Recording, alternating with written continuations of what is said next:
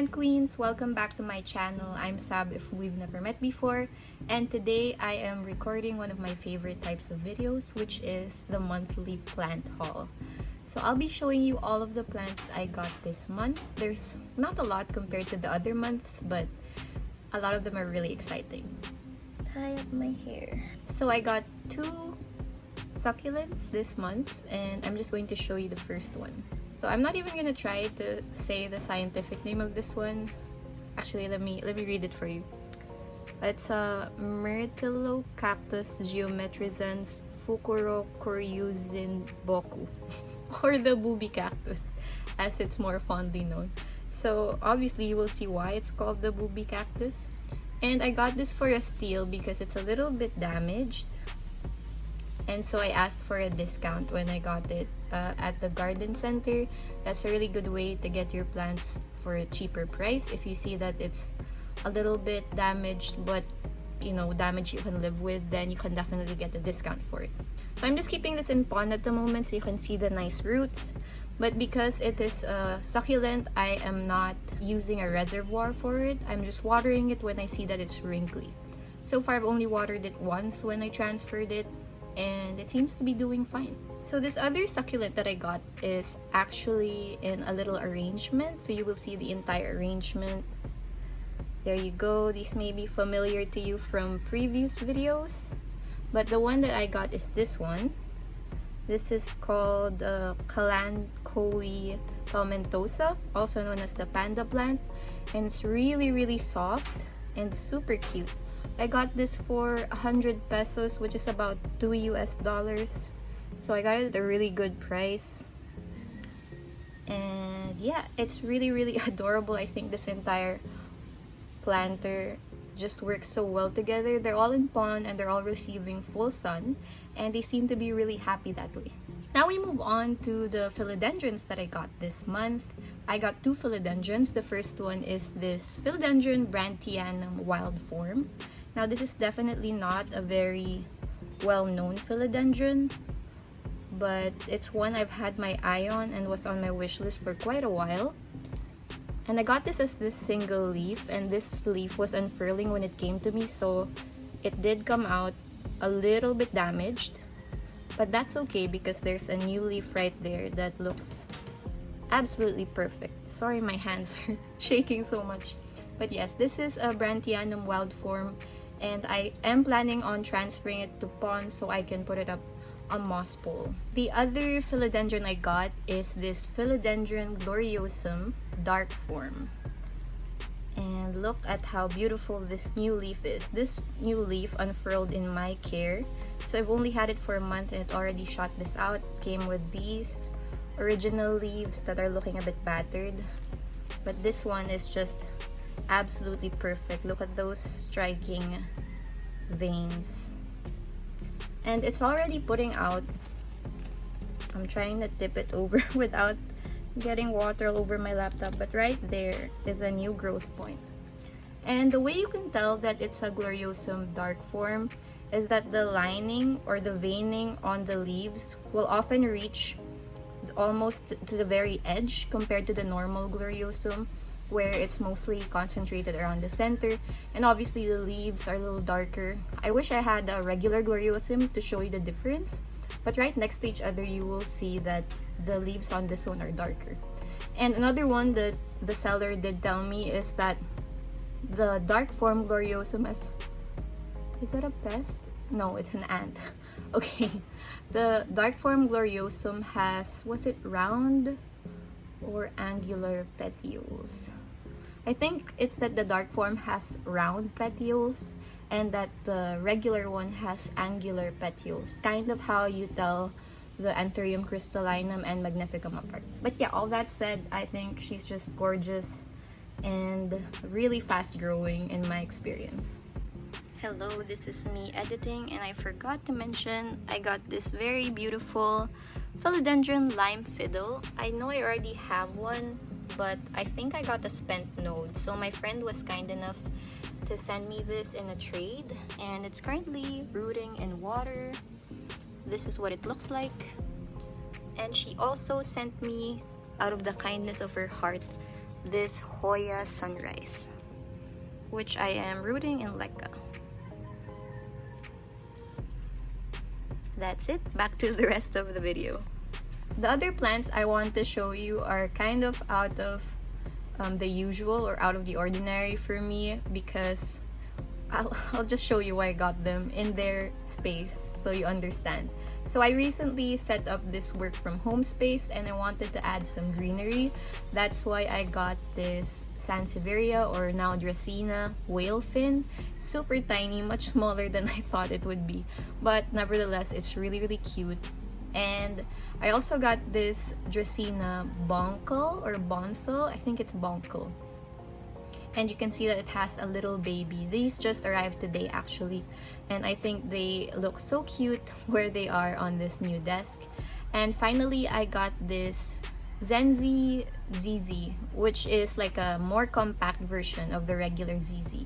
I'm also looking into trading for the Raven ZZ one of these days, but for now I am happy with just this one, and it also has some new growth coming out. Next, I'll also be showing you some footage of the first carnivorous plant. So this month was fun because I'm dabbling in carnivorous plants now, and I thought they were really intimidating, but they're actually doing okay for me. So I might release like a full care guide for carnivorous plants, although obviously I'm not an expert, so I want to spend a few more months. Sorry, the phone's ringing. So can you pick it up before I release a full care video for those guys? But anyway, I don't want to pick this first one up because I will probably disrupt it. This is a Biblis guhoy. Not sure if I'm saying that right, but yeah, this has grown so much since it's been in my care, and it receives full sun pretty much all day. Well, a bit of bright indirect light in the morning and then full sun in the afternoon. And it's so fun to watch how many little insects it has caught. And yeah, I just think it's so fun, and it grows super duper fast. This next plant is also a carnivorous plant that I can show you. This is a Pinguicula moranensis, and it's adorable. It's like this little rosette shape, and those two leaves at the top and the incoming one have all come out in my care. And what can I say about this plant? The old leaves seem to be dying off quite fast. Every time it has a new leaf, the old leaf seems to die off. I'm not sure if that's something I'm doing or if it's something the plant really does, perhaps like an alocasia or something similar, but it seems to be doing okay since it is putting out new growth. And this is the last carnivorous plant that I got this month. It is a Venus flytrap, and it's the SINAGTALA. Look how cute that is. It's kind of creepy and kind of cute. That's how I like to describe them. This one also receives the same amount of sun, so carnivorous plants really love their full sun. And it's just been so easy going for me, and you can see a bunch of new growth up top. So I think it is very happy in my care, at least so far. And I will update you when I do decide to release my carnivorous plant collection as well as the care tips. The next few plants are of course Hoyas. Hoyas are never not going to be on these plant hauls. And for these ones, I will have to insert some B-roll. These are actually in rehab because they are imports. And I will just talk you through the different Hoyas that I got, and I absolutely love them. These are all wishlist Hoyas, and they're doing really well. So the first one is a Hoya Croniana Silver. This is the one that I struggled the most with in terms of rehabbing because it didn't arrive in the best shape. So what I did was I cut off all the roots and chopped it up into parts, just so I'd have more chances of succeeding with this plant. And now it is rooting really well, and I have a few nodes here and there. So I love how beautiful, and are they splashy? Not really, mostly silver these leaves are, and I'm so excited for it to grow into a full plant. Next is a Hoya Sarawak Cream. I think cream here refers to the color of the flowers.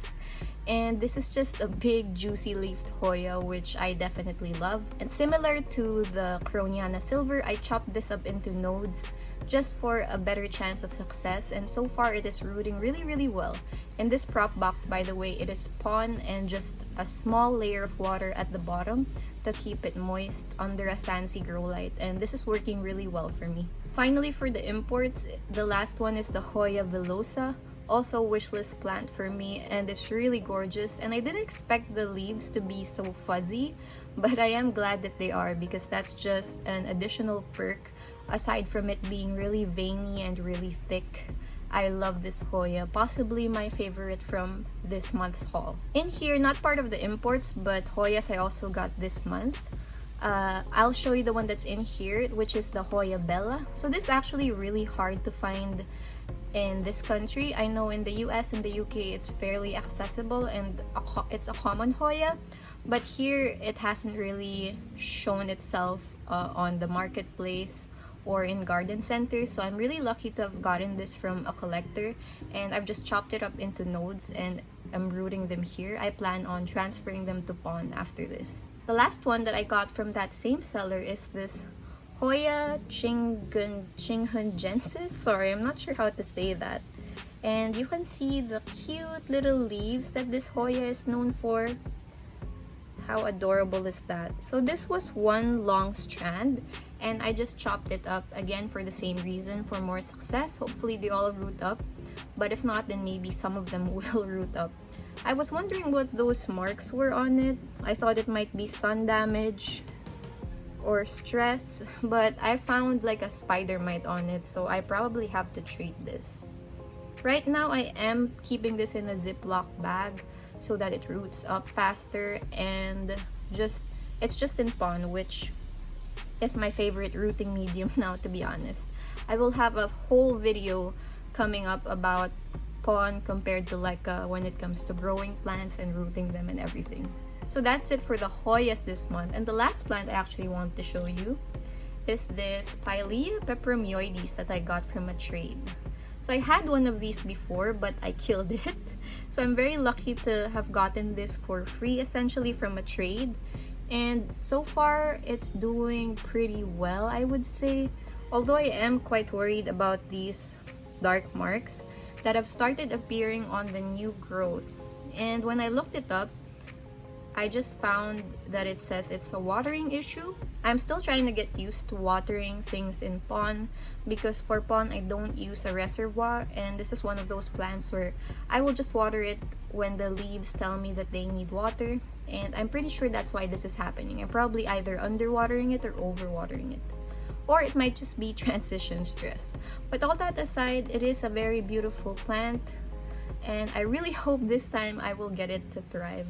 So that is it for this video. Thank you so much for watching. If you liked it, don't forget to hit like and subscribe. It really does help my channel out. And comment if you saw anything you liked, or if you have any of these plants and have tips for me. I enjoy replying to your comments and talking to you. I am preparing more videos about pon. I have been getting quite a few questions about that medium, so don't worry, that's coming up. And that's it. Thank you for watching. Bye!